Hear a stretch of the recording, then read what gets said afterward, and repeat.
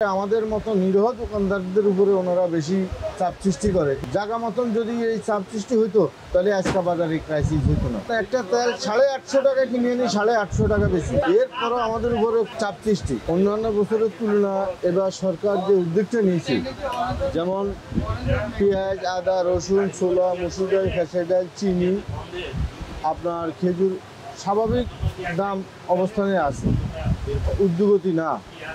বাজার সরবরাহ আছে এবং জিনিসের দাম মোটামুটি একটা স্থিতিশীল আছে।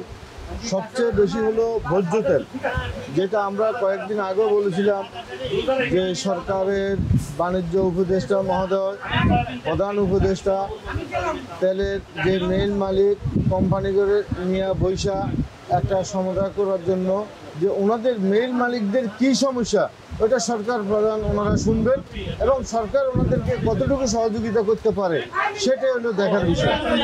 এখন সেটা না করে ওনারা মিটিং করে, কোম্পানিরা বলে আমরা মাল দিচ্ছি কিন্তু বাজারে কোনো মাল নাই। যেমন রূপচাঁদা 1 সপ্তাহের ভিতরে কোনো মাল নাই।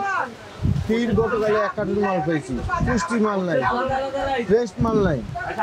এখন বাজারে হলো ক্রাইসিস, মানুষ রমজানে বাজার করতে আইসা কোনো তেল পাচ্ছে না। যেমন আমার এক কাস্টমার প্রতি মাসে সজা নেয়, গতকালকে বাজার নিচে আমি একটা তেল দিতে পারি না। এটা হলো বিরাট একটা দুঃখজনক ঘটনা। এখন ভোজ্য তেলটা হলো সবচেয়ে বেশি সমস্যা হলো ওনারা কেন মাল ছাড়ছে না, এটাই হলো দেখার বিষয়।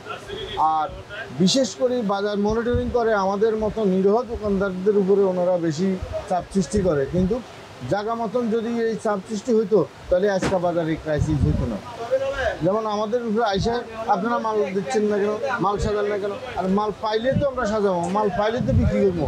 বিক্রি করলে আমার 2 টাকা লাভ হবে, আমার তো লস নেই।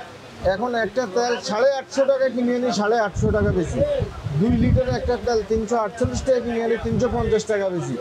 এরপরও আমাদের উপরে খুব চাপ সৃষ্টি, তারপরেও আমরা কোনো মাল পাচ্ছি না।